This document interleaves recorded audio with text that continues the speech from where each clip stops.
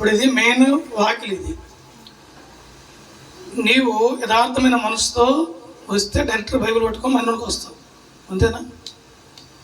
ఏదైనా పొరపాటు చేసావు అనుకో, నీ మనస్సాక్షి ఒప్పదు, ఇటు నుంచి రావాలని చూస్తావు, ఇటు నుంచి ఏదైనా సందుందేమో దూకి రావాలని చూస్తావు, ఓకేనా? అలాంటి వాళ్ళు ఎవరంట?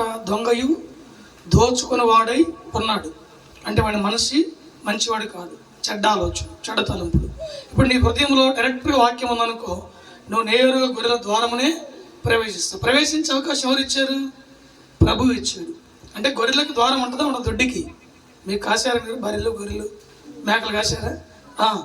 నేరుగా డైరెక్ట్గా ఆ ద్వారమని వస్తాడు. అయితే ఆ ద్వారం వచ్చినప్పుడు ఎవరుంటారంట? చూడండి అక్కడే 7వ వచనం త్వరగా చూడమ్మా. కాబట్టి యేసు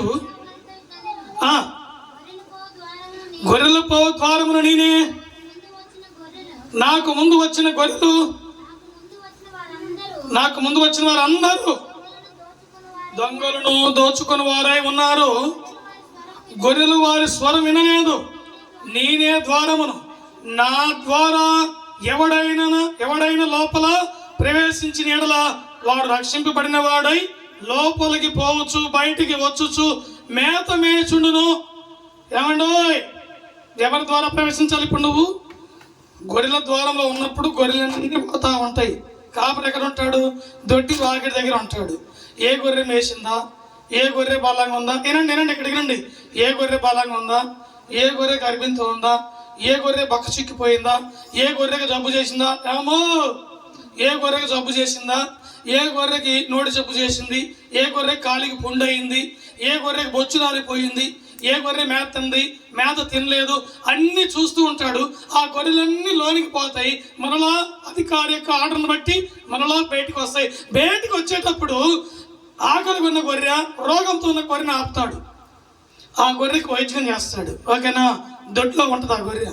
మిగతా అన్నీ లోనికి వెళ్తాయి, బయటకు వస్తాయి. లోపలికి పోవటానికి, బయటికి రావటానికి, లోపల పోవటానికి, బయటికి రావటానికి ఎవరు అధికారి?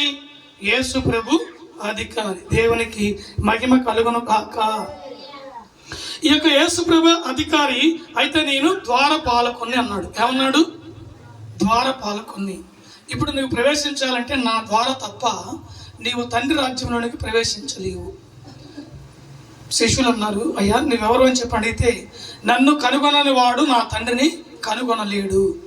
నన్ను చూస్తే నా తండ్రిని చూసినట్లే, నాతో మాట్లాడితే నా తండ్రితో మాట్లాడినట్లే, నాతో నివాసం చేస్తే నా తండ్రితో నివసించినట్లే, నా సింహాసనం పక్కన కూర్చుంటే నా తండ్రి సింహాసనం పక్కన కూర్చున్నట్లే. నన్ను అడిగిన వాడు నా తండ్రిని ఎలా అడుగుతాడు? దేవునికి మహిమ కలుగును గాక.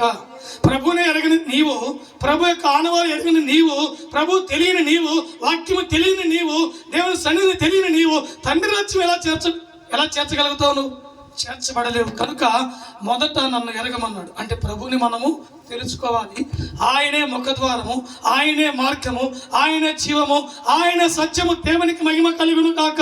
యోహాను సువార్త 14:6 ఉంటుంది, నేనే మార్గము సత్యము జీవమునై ఉన్నాను, నా ద్వారా తప్ప తండ్రి ఎద్దుకు ఎవడును చేరలేడు. ఒకవేళ చేరలన్నా కూడా ఆ ద్వారము మూయబడుతుంది. ఆ ద్వారం ఆయనే, ఆ వాక్యని ఆయనే, సర్వ అధికారము ఆయనలోనే ఉంది. దేవునికి మహిమ కలుగును కాక. హల్లెలూయా. కనుక దేవుని బిడ్డలారా, నీవు ద్వారమును ప్రవేశించాలంటే నీలో నీతి ఉండాలి. ఏముండాలి? నీతి ఉండాలి. చివరి మాట అక్కడే నేను చెబుతానండి. 18 వచ్చిన చదువమ్మా. 18 వచ్చిన, ఎవడును నా ప్రాణమును తీసుకొనడు, నా అంతటి నేను దాన్ని పెట్టుచున్నాను, దాన్ని పెట్టుటకు నాకు అధికారము కలదు, దాన్ని తిరిగి తీసుకున్నటకు నాకు అధికారము కలదు. నా తండ్రి వలన ఈ ఆజ్ఞను పొందితిని. దేవునికి మహిమ కలుగును గాక. హల్లెలూయా. ఎవడైనా సరే, నా కొరకు పలానా యేసన్న కొరకు సంఘంలోకి 20 మంది ఉన్నారు, స్త్రీలు ఉన్నారు, పురుషులు ఉన్నారు, యేసన్న పరిస్థితి బాగలేదు, ఇదిగో ఆ యేసన్న కొరకు ప్రాణం పెట్టమంటే ఎవరైనా ముందుకు వచ్చి ప్రాణం పెడతారా? మలాకి ఎవరైనా ప్రాణం పెడతారా? కావాలంటే అంత కానుకిస్తాం, తీసుకో. కొత్త సంవత్సరం వస్తే కొత్త బట్టలు పెడతాం, తీసుకో. ఇంకా కావాలంటే ప్రేమించి దర్శనం భాగం ఇస్తాం, తీసుకో. ఏమంటే వింటున్నారా? ఇంకా కావాలంటే మా ఇంటికి పిలిచి కోడి పాలు వండి పెడతాం, తినిపో. అంతేగాని నీ ప్రాణానికి బదులు నా ప్రాణం పెట్టమంటే ఎవరైనా పెట్టగలుగుతారా?